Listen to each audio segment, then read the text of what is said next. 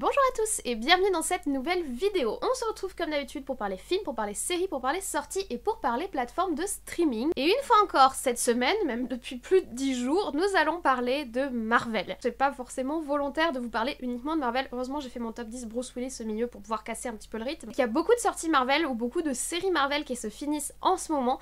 Et aujourd'hui nous allons parler séries puisque nous allons parler de la série Moon Knight. C'est la dernière série de la phase 4 du MCU qui est sortie sur la plateforme Disney+. Et comme toutes les séries, j'ai préféré ne pas vous en parler épisode par épisode parce que je préfère avoir vu l'œuvre en entière pour pouvoir vraiment vous donner mon avis dessus. Or, l'épisode 6 de Moon Knight est sorti mercredi dernier, il est donc temps pour moi de vous donner mon avis sur cette série.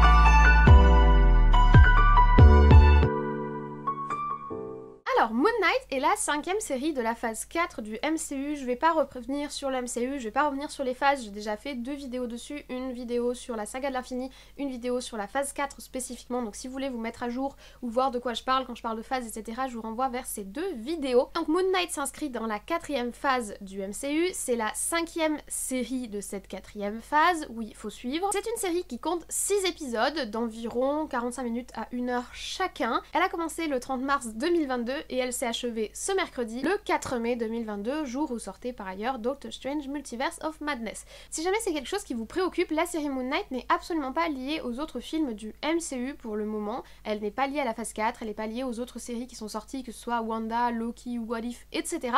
Et elle n'est pas non plus liée au film. Et pour le moment, il a été rien annoncé de ce côté-là. Donc vous pouvez, si vous n'avez vu aucun autre film du MCU, vous pouvez totalement découvrir la série juste par elle-même. Pour le moment, elle est complètement indépendante du reste de l'univers. Mais elle est quand même intégrée d'après le canon au MCU, donc ce sera une série officielle de la saga, mais pour le moment, chronologiquement, elle a aucun lien avec les autres films. Comme pour tous les autres personnages du MCU, Moon Knight est un personnage qui est d'abord apparu en comics.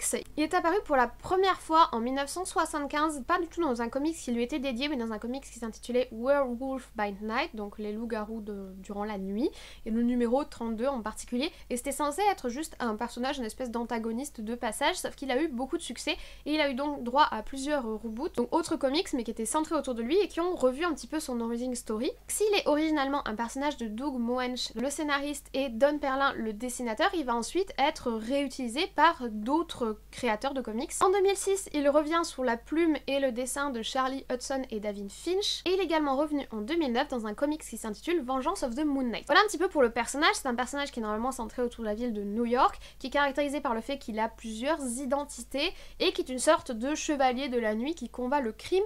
Évidemment, dans cette description, vous avez l'impression que je décris Batman, et ce n'est pas pour rien. Moon Knight est vraiment une version Marvel très très proche du Batman de DC. D'ailleurs, il est considéré comme le personnage qui est le plus proche du Batman, même si, évidemment, au niveau de leurs origin story, c'est pas du tout pareil.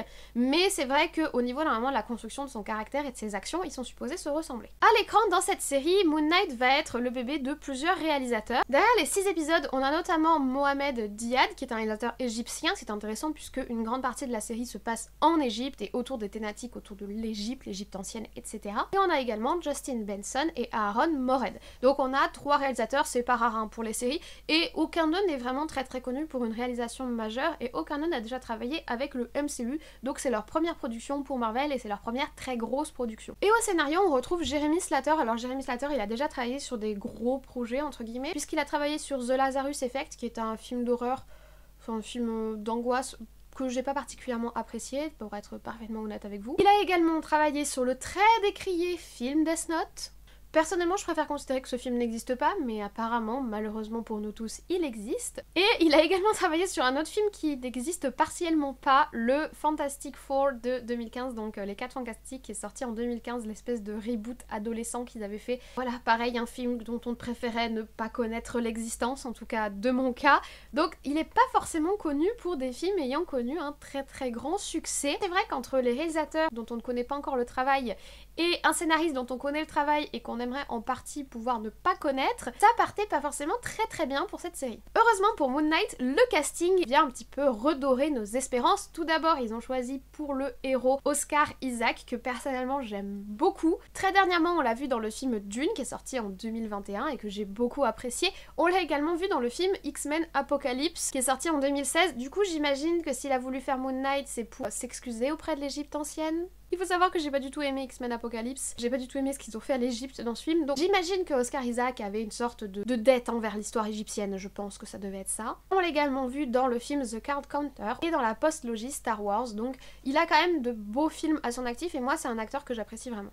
À ses côtés, on retrouve une actrice égyptienne qui est Mekhala Maoui, j'espère que je prononce bien son nom. En 2019, elle était à l'affiche du film Rami et est également en 2013 dans le film The Djinn, qui était un film d'horreur assez intéressant, pas particulièrement remarquable, mais assez intéressant.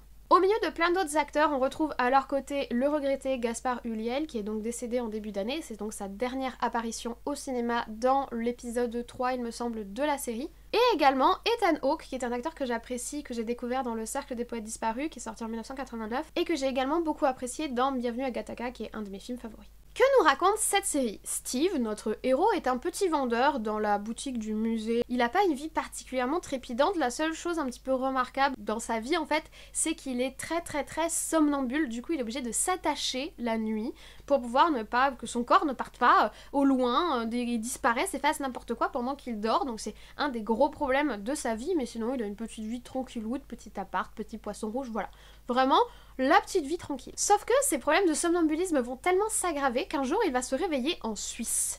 Oui, en Suisse, poursuivi par une espèce d'organisation secrète bizarre pour récupérer une espèce de relique égyptienne bizarre qu'il a trouvée dans sa poche. Donc là, clairement, on est sur de très graves problèmes de somnambulisme, tout simplement parce que ce n'est pas du somnambulisme, c'est bien plus important que ça. Et en fait, il va complètement se retrouver embarqué dans une aventure complètement ubuesque à base de dieux égyptiens et de complots multiséculaires et de possessions, etc. Donc c'est vraiment une histoire, personnellement, je l'ai trouvée assez originale. Après, il est bien de rappeler avant chaque vidéo sur le MCU, je l'ai pas fait, mais je le fais maintenant. Je ne suis pas une lectrice des comics, je ne connais rien aux héros en dehors des films que l'on me montre, donc je ne connaissais pas Moon Knight avant de voir la série. Je sais très bien que pour les gens qui ont lu les comics, c'est comme moi quand je lis les mangas et qu'ensuite je découvre l'animé, ça peut être décevant, qu'il n'y a pas le charme du format papier, qu'on va pas avoir tous les détails qu'on va avoir dans le format papier, que tout ce qui apparaît en papier n'est pas forcément adaptable à l'écran et que du coup la façon dont c'est adapté peut ne pas convenir au lecteur original de la saga originale, mais ne connaissant pas Moon Knight avant, quand j'ai découvert la série, j'ai trouvé ça très original, très différent et franchement assez plaisant. En plus, on a une photographie qui est assez efficace, honnêtement pas particulièrement originale, hein. C'est assez lisse, les décors sont très classiques d'un film d'aventure à la Tomb Raider, à la Uncharted plus récemment ou encore les grands classiques que je vous cite à chaque fois qui vont être Benjamin Gates ou encore évidemment Indiana Jones, donc on est vraiment typique, ou encore le film La Momie, vous voyez, on est vraiment sur des décors soit le mille où on va voir l'intérieur de la pyramide, les grosses têtes de pharaon, etc. Mais bon, on va pas non plus réinventer l'Égypte ancienne. Ça aurait été cool peut-être qu'ils nous mettent, on sait que les monuments durant l'Égypte ancienne étaient entièrement peints, d'ailleurs un peu comme les temples et les monuments de toute la Grèce et de toute l'Antiquité romaine qu'aujourd'hui on connaît sans peinture puisque la peinture n'a pas persisté à travers les âges, mais ça aurait peut-être été cool qu'ils nous montrent peut-être ça, le côté un petit peu peint, un petit peu plus festif et coloré que juste de la pierre brute, qui est ce à quoi on est très habitué dans l'imagerie de l'Égypte ancienne au cinéma, mais sinon c'est assez classique, effectivement ça casse pas trois pattes à un canard non plus. A noter quand même qu'il y a un jeu autour des miroirs et de la réflexion qui est assez intéressant, qui nourrit bien tout ce qui est histoire et tout ce qui est intrigue, donc là ça c'est assez utile et ça peut faire de très beaux plans. Au niveau des effets spéciaux, je suis un petit peu plus mitigée, donc au-delà des décors comme je vous dis qui sont très classiques Égypte ancienne, je trouve que les choix qu'ils ont fait sur les effets spéciaux et sur les créatures notamment, ça fait un petit peu excessif, presque grotesque, presque trop. Je suis pas forcément très convaincue par les effets spéciaux. Les effets spéciaux autour du costume me gênent absolument pas, pour le coup, de questions que j'ai posées parce que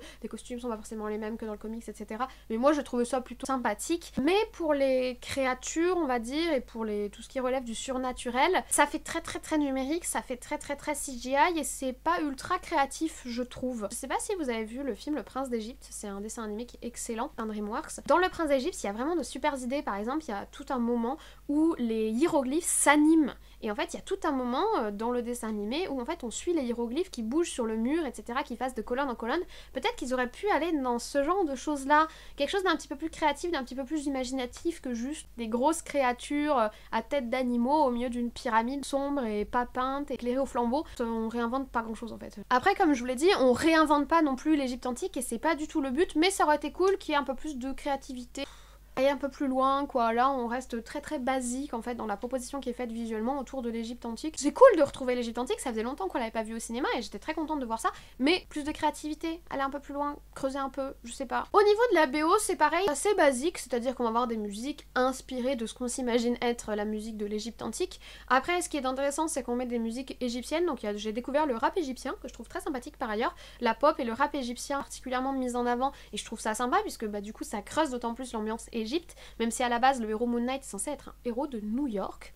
Là, ils ont choisi de le faire en Égypte, je trouve ça sympa, ça change un petit peu les horizons. Musicalement, du coup, j'ai découvert des trucs, donc non, c'est sympathique, et disons que la musique participe à l'ambiance, mais pareil, elle casse pas trois pattes à un canard, et c'est pas non plus un renouvellement absolu. Globalement, j'ai apprécié la série. En fait, j'ai surtout apprécié le schéma narratif, et les rebondissements et les surprises, le côté un petit peu thriller, où on essaie de comprendre ce qui se passe de la série, plus que son aspect visuel, ou son aspect, on va dire, d'action, ou son ambiance, en fait. Ce que j'ai vraiment aimé, alors, j'ai aimé qu'on approche l'aspect historique de l'Égypte antique, parce que comme je vous l'ai dit, ça faisait longtemps qu'on n'avait pas vu ça au cinéma et j'ai vraiment l'impression qu'en ce moment il y a une grosse tendance, sorte de retour aux sources années 90-2000 où on revient vers le film d'aventure et du coup bah, Marvel également s'empare de cette ambiance là qu'on a déjà vu au cinéma avec Uncharted par exemple ou avec l'exceptionnel film La Cité perdue, mais c'est toujours cool de revenir au vieux code du film d'aventure. Le rythme de la série est plutôt bien construit, c'est-à-dire c'est quand même assez boostant, en plus on a des espèces de flashbacks ou des trous noirs qui fait qu'on essaye de reconstituer, de comprendre ce qui s'est passé, donc ça c'est assez stimulant pour le spectateur. Et on a un basculement qui est assez important à l'épisode 4 que j'ai trouvé intéressant. Honnêtement j'ai bien aimé le basculement de l'épisode 4, autant j'ai pas trop apprécié l'épisode 5,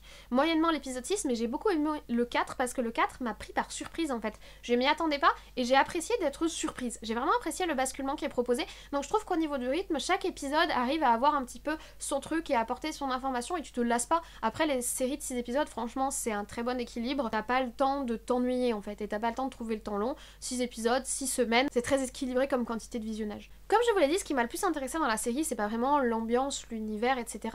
C'est vraiment essayer de comprendre ce qui se passe et c'est surtout, ça tourne surtout autour du personnage de Oscar Isaac et je trouve honnêtement qu'il a fourni une très belle prestation d'acteur dans cette série. Il va jouer différentes facettes de son personnage, si je peux dire ça ainsi. Je trouvais ça vraiment intéressant et c'est vraiment ça qui fait en fait tout le charme de la série, je trouve. Au-delà de l'histoire et de l'aspect du égyptien, machin bidule, qui est intéressant mais je vous dis qui pour moi n'est pas assez creusé, j'ai vraiment apprécié la prestation de l'acteur Oscar Isaac et j'ai vraiment apprécié en découvrir plus, essayer de comprendre, en fait, essayer de le comprendre en fait, essayer de comprendre ce personnage qui est Moon Knight, donc ce personnage qui est Steven. Vraiment pour ça que je regardais chaque épisode, pour essayer de comprendre cet individu. Et j'ai vraiment réussi à m'attacher au personnage, qui est vraiment intéressant puisque généralement moi j'apprécie plutôt les univers, la richesse de l'univers, etc. en découvrir plus. Et là, c'est vraiment le personnage qui faisait que je revenais chaque semaine pour regarder l'épisode suivant. Donc ça, j'ai vraiment apprécié. Maintenant, au niveau des points un petit peu plus négatifs, il y a des références à des séries qui sont bien meilleures. Ou à des films d'ailleurs qui sont bien meilleurs. En fait, à partir de l'épisode 4 en particulier, dont je vous ai parlé, qui est l'épisode un petit peu de basculement, la série m'a énormément fait penser à la série Légion, qui est une série X-Men qui est excellentissime. Si vous n'avez pas vu,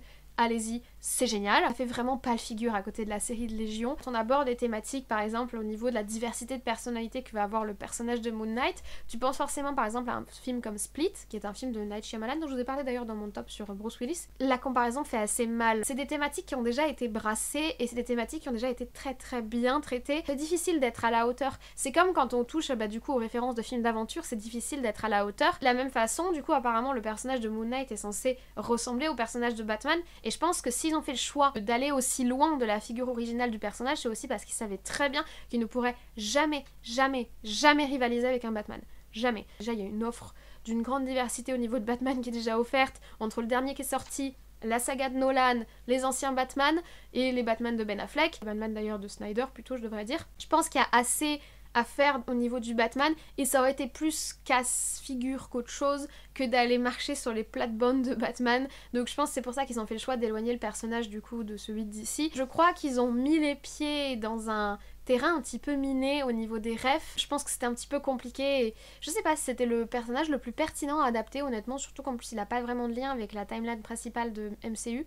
Donc j'avoue pour le moment je comprends pas trop à quoi il sert. C'était très sympa mais... Et du coup ça sera mon second point, pas vraiment négatif mais plutôt de questionnement, à quoi sert cette série ? Pourquoi est-elle là ? Qu'apporte-t-elle à l'univers Marvel ? Je pense, vu le dernier épisode, que nous partons sur une suite. Est-ce que ça va être en lien plutôt avec un style à la X-Men ?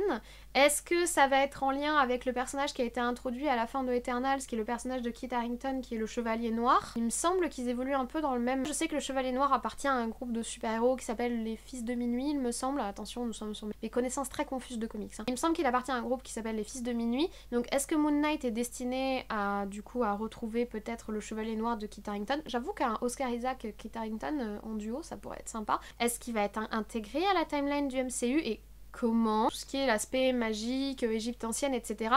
peut s'intégrer maintenant qu'on a tout un délire autour du multivers, de la magie et des différentes courbes temporelles, ça pourrait totalement trouver sa place quelque part là-dedans, mais c'est vrai que pour le moment je vois pas trop comment, ou quand, ou pourquoi. Il y a un petit peu...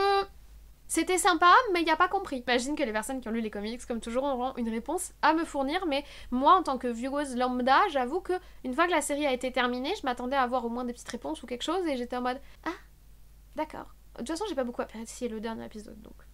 Donc globalement c'est un bilan relativement positif, la série est prenante, elle a du rythme, c'est un peu différent de ce à quoi on a l'habitude, on tape dans des codes un petit peu plus aventuriers, c'est cool d'aborder l'Égypte ancienne, etc. Mais globalement j'ai trouvé ça pas assez audacieux et surtout je n'en comprends pas l'utilité. J'avoue avoir été un petit peu démunie en fait, plus on avançait dans l'histoire, plus je me disais mais où est-ce qu'on va ? Et pourquoi on y va ? Après j'ai particulièrement apprécié du coup le jeu d'acteur de Oscar Isaac et j'ai également pas mal apprécié le côté, la façon de la construction rythmique en fait de la série que j'ai trouvé assez intelligente dans la façon dont elle est conçue, qui fait que t'as quand même envie d'aller voir la fin de toute façon. Je vous avais dit dans ma vidéo phase 4 que potentiellement la série pourrait être meilleure que la série WandaVision. En fait pas du tout parce qu'en fait déjà le 6ème épisode m'a vraiment déçue, vraiment déçue. Et ensuite WandaVision il y avait vraiment quelque chose d'ultra audacieux visuellement au niveau des codes, le côté le noir et blanc, le fait que ça change à chaque épisode, je trouvais que c'était vraiment différent et ils ont vraiment tenté un truc. D'ailleurs je sais que ça passe ou ça casse, il y en a certains qui adorent la série, il y en a certains qui détestent à cause de ce style un petit peu différent qui est donné, mais je trouve que l'audace qu'on va retrouver dans WandaVision, on la retrouve pas du tout dans cette série qui est beaucoup plus classique. En plus, là où dans WandaVision il y a quand même beaucoup de subtilité autour du développement, des émotions des personnages, je trouve que là, autant Oscar Isaac est très bon, autant les personnages qui gravitent autour de lui, que ce soit le personnage de Harrow ou que ce soit surtout le personnage de Leia, dont l'évolution finale, j'ai juste pas compris pourquoi, et ça manquait de subtilité et c'était grossier. Donc pour le coup, vraiment, en fait, c'est le dernier épisode, je trouve, qui a tout plombé dans la série. Mais c'est à voir parce que c'est sympathique et c'est bien construit. Et c'est un personnage qui est intéressant. Le héros, la Moon Knight, il est intéressant. Maintenant, elle me laisse plus de points d'interrogation qu'autre chose. Voilà, je vous remercie d'avoir écouté cet avis sur la série. Moon Knight, c'était un avis un peu mitigé. En fait, je suis assez mitigée sur la série. Honnêtement, j'ai beaucoup apprécié le début. J'étais vraiment à fond. Et les 2 derniers épisodes, surtout le dernier, m'ont vraiment douché. Malheureux à dire, mais vraiment, ce dernier épisode, il a fait baisser mon estime de la série de pas mal de pourcents, clairement. J'étais prête à dire que c'était une des meilleures séries du MCU phase 4 et là, plus du tout. Donc clairement, ce dernier épisode, bien dommage. En tous les cas, n'hésitez pas à me laisser en commentaire votre avis sur la série si vous l'avez vue ou à me dire si vous avez envie de la voir ou si je vous ai donné envie de la voir. Pour le coup, il y a encore 2 semaines, je pense que j'aurais pu vous donner un avis super enthousiaste, mais là, vraiment, je suis douchée. Ça me surprend moi-même, en fait. Mais au final, ce que je pensais être une vidéo trop cool, j'ai trop aimé la série, est plutôt une vidéo, c'est pas grave. Ça arrive, on va dire. C'est tout le jeu des séries, hein, d'un épisode à l'autre, notre avis peut complètement changer. Si vous avez apprécié la vidéo, n'hésitez pas à vous abonner, n'hésitez pas à activer la cloche, n'hésitez pas également à laisser un like, ça fait toujours plaisir et puis ça récompense un petit peu mon travail. Je ne vous embête pas plus, je vous souhaite dès à présent une très bonne journée, une très bonne semaine, comme toujours, de très bons visionnages et nous on se retrouve très vite.